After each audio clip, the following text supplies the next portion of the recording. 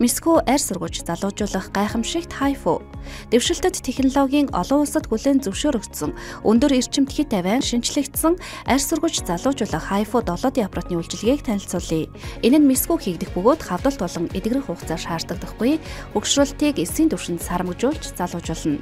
Гүн үрчлэгийг багасгаж хялгасан үрчлээ арилна. Өөхөн давхарга багасч нүүр хэлбэржин жижигэрнэ. Арьсны нүгчлэлт багасна. Арьс 2 тоноор цайруулна. Нүүрний болон биеийн альч хэсэгт хийгдэн. Эмчилгээний дараа үр дүн 6 сарын хугацаанд идэвхжиж 1.5-аас 2 жилийн хугацаанд арьс залууч нараа хадгална.